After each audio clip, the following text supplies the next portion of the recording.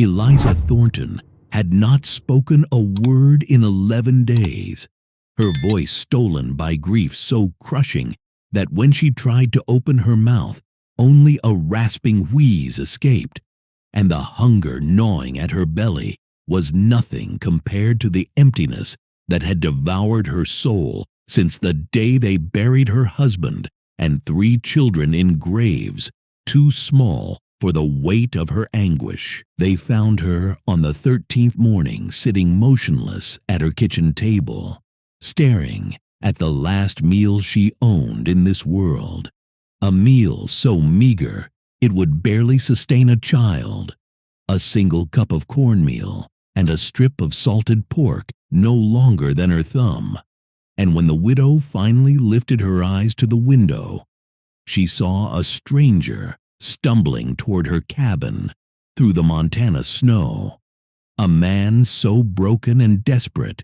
that his footsteps left trails of blood across the white expanse, like accusatory fingers pointing back toward whatever violence had shattered him. The stranger collapsed against her door with a sound that reminded Eliza of the way her youngest son had gasped when the fever took him, and in that moment she understood that sharing her last meal with this man would mean her own death within days, that the widow would starve in the silence of her grief while the stranger lived or died by his own strength. And yet something in the hollow of her chest whispered that perhaps giving away everything was the only way left to feel anything at all. The West had taught her that mercy was a luxury reserved for the strong and the secure, that a widow sharing her last meal with a stranger was a fool inviting her own destruction. But Eliza Thornton no longer cared what the West demanded, because the West had already taken everything she had to give, except this one final choice. And in the frozen winter of 1879, 3 years after Custer fell at Little Bighorn, and the whole territory still bled from wounds that would never fully heal, she rose from her table and opened the door to a stranger who would change the meaning of her last meal forever. If stories of impossible compassion and the choices that define us in our darkest hours call to something deep inside you, subscribe now, because this journey into the widow's heart will show you what it truly means to share your last meal when doing so might cost you everything. Eliza Thornton was 34 years old when cholera took her family in the span of 6 terrible days, leaving the widow alone in a cabin 12 miles from the nearest settlement in the bitter mountains of western Montana Territory. Her husband, Daniel, had been a good man, a carpenter who built their home with his own hands, and their children, 2 boys aged 8 and 5 and a daughter barely 3, had filled the small rooms with laughter that now echoed only in the widow's memory, like ghosts she could not bury deeply enough. The stranger who collapsed at her door that December morning was perhaps 40, though suffering had aged him in ways that made certainty impossible. His face, a map of violence, with a fresh knife wound across his left cheek, and older scars that spoke of a life lived on the raw edge of survival. When Eliza opened the door, he fell forward into her cabin, bringing with him the smell of blood and snow and something else, something that reminded the widow of the way predators smell when they are wounded and cornered and capable of anything. She should have closed the door. Every instinct screamed at the widow to push the stranger back into the snow and bar the entrance and protect the last meal that stood between her and starvation. But Eliza found herself instead dragging the man inside, her hands moving with a will that bypassed thought. And when she finally got him onto the floor by the stove, she saw that he had been shot as well as cut, a bullet wound in his shoulder that had bled through the crude bandage he had fashioned from what looked like a piece of his own shirt. The stranger's eyes opened, pale gray like winter ice, and he stared at the widow with an expression that was part gratitude and part animal wariness. And when he spoke, his voice came out as a cracked whisper that she had to lean close to hear. He said his name was Nathaniel Crow, and that he had done something unforgivable 3 days ago, something that men were hunting him for. And he understood that the widow had no reason to help him, and every reason to let him die on her floor. But he was asking anyway, because asking was all he had left. Eliza looked at her last meal sitting on the table, the cup of cornmeal, and the strip of pork that represented the final remnants of the supplies Daniel had stored before sickness took him. And she calculated in her mind how many days she might stretch it if she ate nothing else, how long before the hunger became unbearable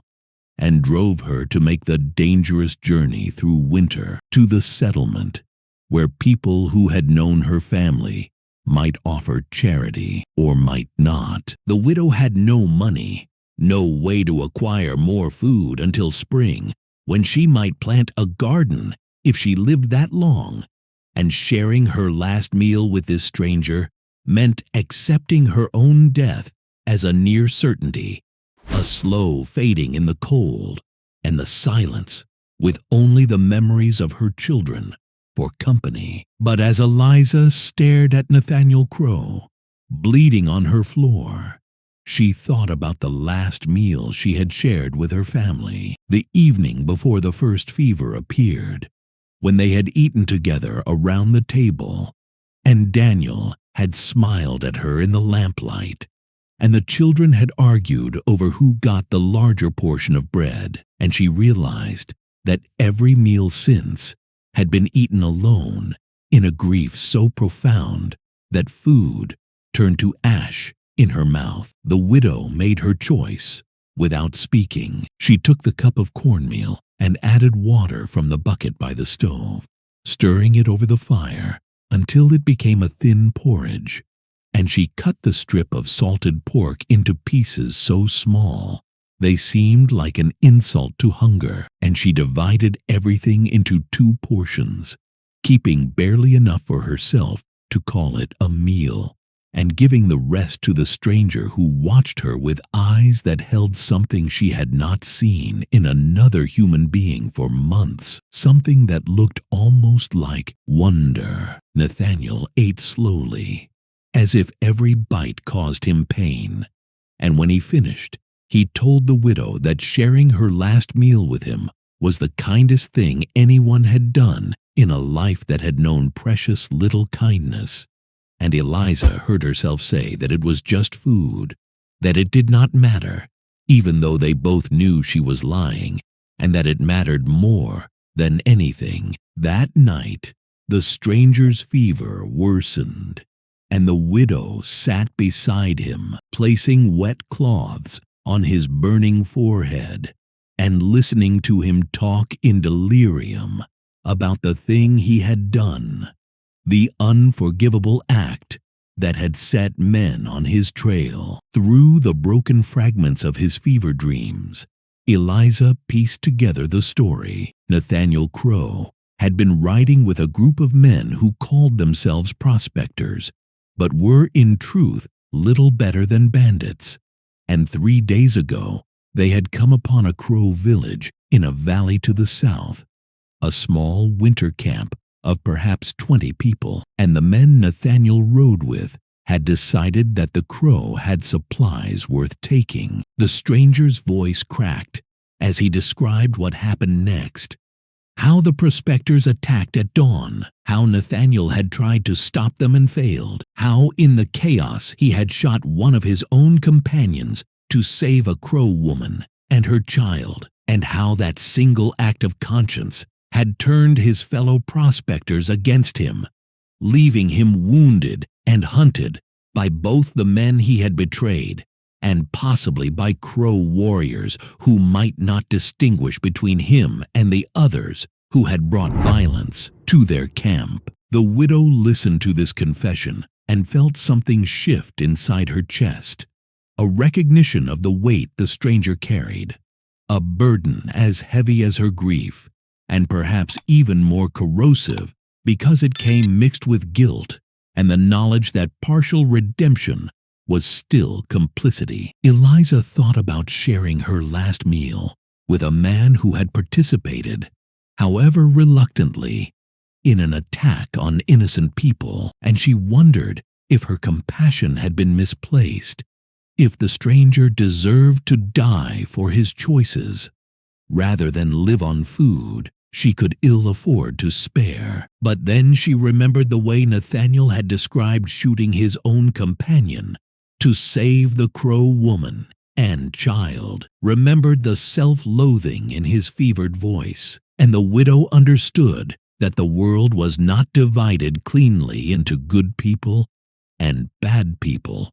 but rather into those who chose differently when faced with moments that defined them. By the third day, the stranger's fever broke, and he was strong enough to sit up, and Eliza's own hunger had become a constant companion, a gnawing ache that made her lightheaded and filled her dreams with visions of the meals her family used to share. The widow had nothing left, not even the possibility of another meal, and when Nathaniel asked her why she had done it, why she had shared her last meal knowing it would mean her own starvation,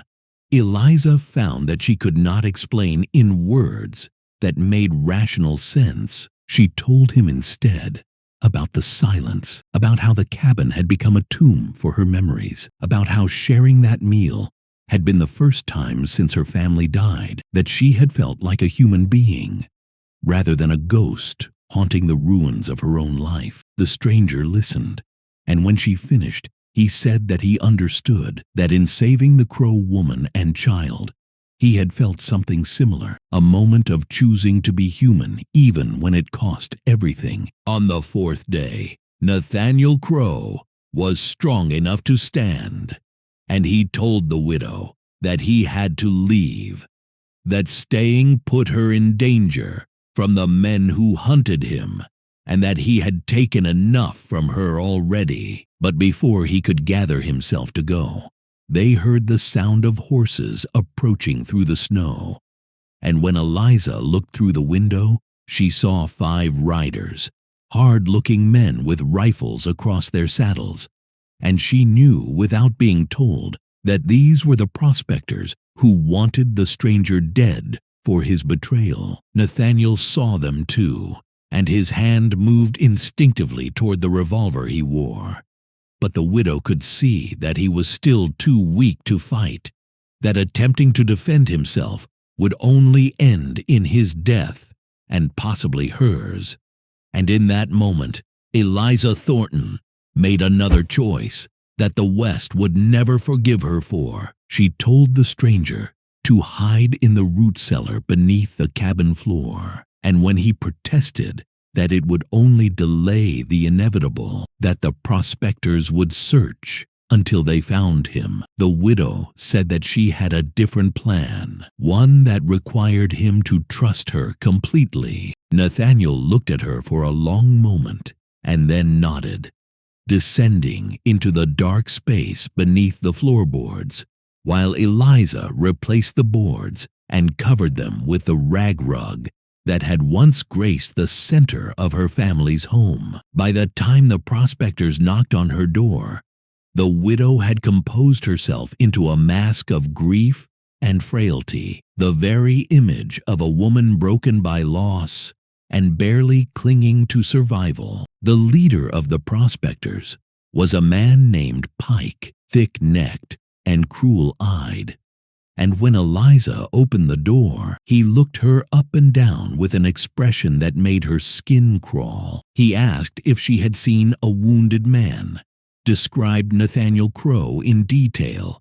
and the widow told him the truth in a way that served her lie saying that a man matching that description had indeed stumbled to her cabin 3 days ago, but had died of his wounds that same night,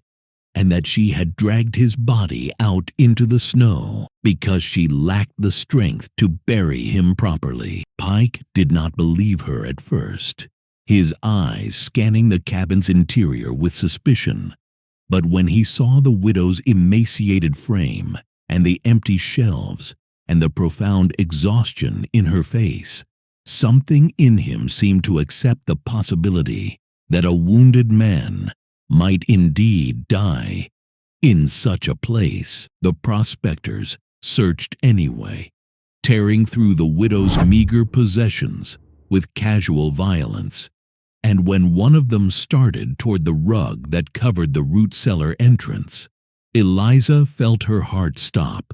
felt the weight of her choice pressing down like a physical force. But Pike called the man back, saying there was nothing here but poverty and death, and the prospectors left, though not before Pike warned the widow that if she was lying, if the stranger turned up alive, they would return and make her regret her deception in ways that would make her beg for the mercy of a quick death. When they were gone, and the sound of hoofbeats had faded into silence,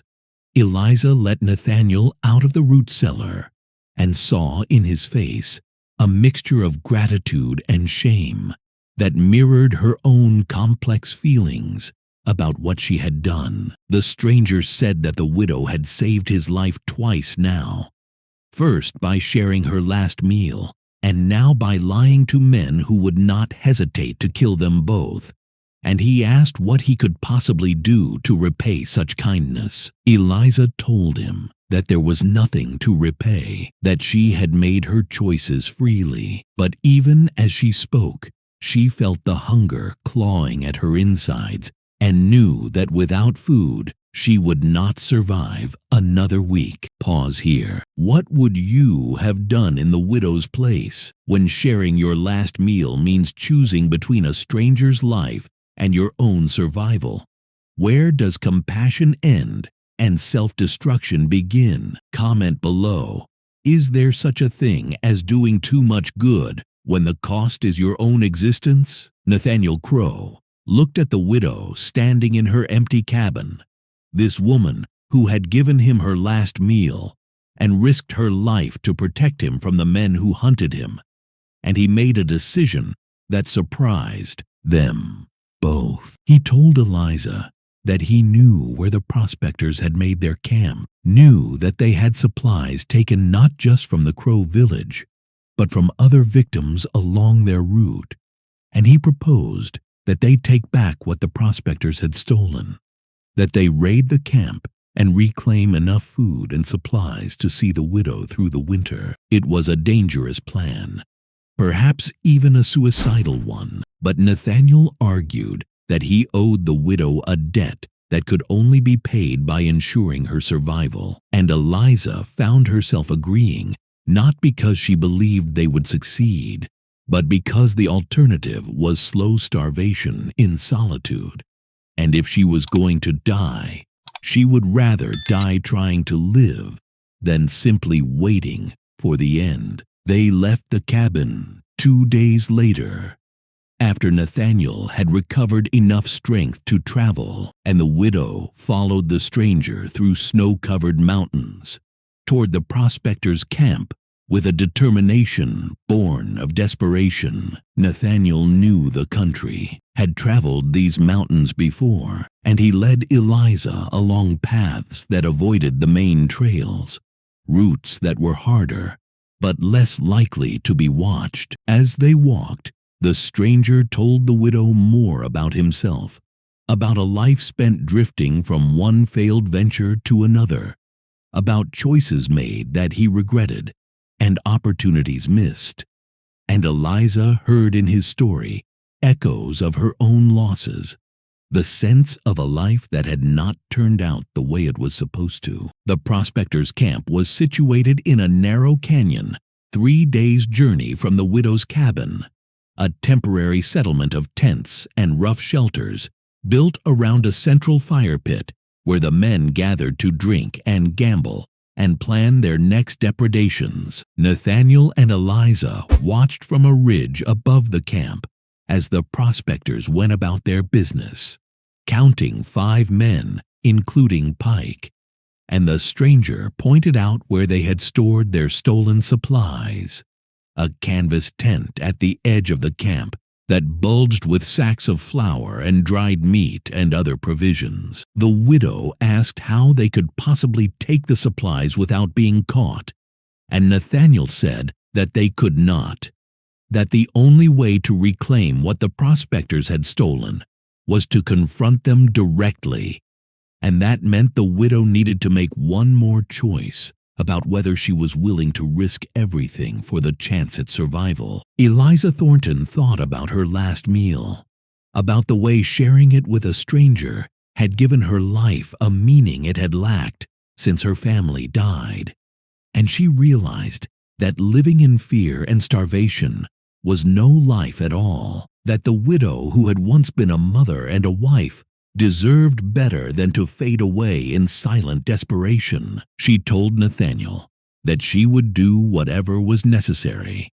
and the stranger smiled grimly and said that he had hoped she would say that because his plan required courage that he was not sure he possessed alone. They waited until nightfall,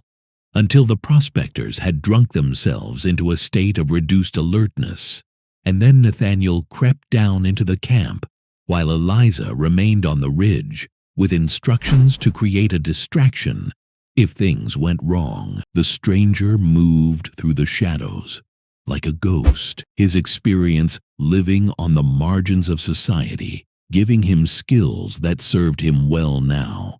And he reached the supply tent without being detected. But as he began to drag sacks of flour out into the darkness, one of the prospectors stumbled out of his own tent to relieve himself and saw movement at the edge of the camp. The man shouted an alarm, and suddenly the entire camp erupted into chaos, with Pike and the others grabbing weapons and fanning out to search for the intruder. Eliza watched from above as Nathaniel tried to escape, saw him running through the camp with a sack of flour over his shoulder, and she knew that he would not make it, that the prospectors would catch him, and this time they would not hesitate to kill. The widow did not think, did not calculate the risks, or consider her own safety. She simply picked up a rock the size of her fist and threw it down into the camp, striking one of the prospectors in the back of the head hard enough to drop him to the ground. The action drew attention toward the ridge, and in the confusion, Nathaniel managed to slip away into the darkness. But now the prospectors knew there were at least 2 intruders, and Pike ordered his men to search the area thoroughly. Eliza ran, her heart pounding and her breath coming in ragged gasps, and she heard the prospectors crashing through the brush behind her, their voices raised in anger and anticipation. The widow had never been athletic, had spent her life in the quiet domesticity of raising children and keeping a home, and she knew she could not outrun these men who were younger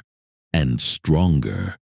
and unencumbered by starvation. But then Nathaniel appeared beside her, seemingly from nowhere, and he grabbed her hand and pulled her into a narrow cleft between 2 rocks, a space so tight they had to press themselves against the stone to fit, and they held perfectly still as the prospectors ran past in the darkness, missing them by mere feet. They waited in that cleft for hours, barely breathing, until the search was finally abandoned and the prospectors returned to their camp, cursing and threatening vengeance on whoever had dared to raid their supplies. When it was safe to move, Nathaniel led the widow back toward her cabin by a roundabout route, and they spoke little during the journey because words seemed inadequate to describe what had passed between them. This shared risk that had bound them together in ways that went beyond the simple transaction of a meal shared or a life saved. The stranger had managed to take only one sack of flour in the chaos, barely a tenth of what the prospectors had stolen. But it was enough to keep the widow alive for perhaps a month if she rationed it carefully. And Eliza accepted it with gratitude that went deeper than language. When they reached her cabin, Nathaniel told the widow that he had to leave the territory, that staying would only bring the prospectors back to her door. And Eliza knew he was right, even as she felt a strange reluctance to see him go. The stranger had become something unexpected in her life, a connection to the world beyond her grief, a reminder that there were still choices to be made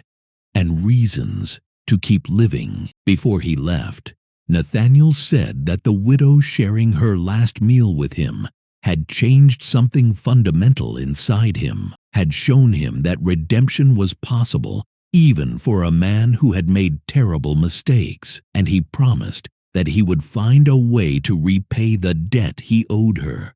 that somewhere down the trail of his life he would do for someone else what Eliza had done for him. The widow watched the stranger disappear into the winter landscape, a solitary figure, trudging through snow toward an uncertain future, and she returned to her cabin with a sack of flour and the knowledge that she had survived something that should have killed her. In the weeks that followed, Eliza rationed the flour carefully, making it last through the worst of winter. And when spring finally came, she planted a garden in the soil behind her cabin, seeds that Nathaniel had included with the flour without telling her. A final gift from a man who understood the importance of hope. But the West did not forgive the widow for what she had done. Word spread somehow, perhaps through loose talk among the prospectors or through trappers who had witnessed parts of the story. And by the time the snow melted, people in the distant settlement knew that Eliza Thornton had shared her last meal with a stranger and then helped him steal from men who were, however despicable, still white men, while the stranger himself had admitted to shooting his own kind to save Crow lives. The widow became a pariah,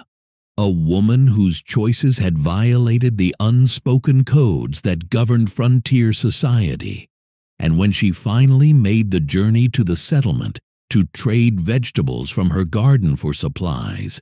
she found doors closed to her and faces turned away in judgment. Eliza discovered that the West forgave many things, violence and greed and casual cruelty, but it did not forgive choosing an outcast stranger over your own survival, did not forgive protecting a man who had betrayed white prospectors to save Crow lives, did not forgive a widow who acted as if compassion mattered more than the rigid hierarchies of race and loyalty that held the fragile social order together. The widow returned to her cabin with fewer supplies than she had hoped for,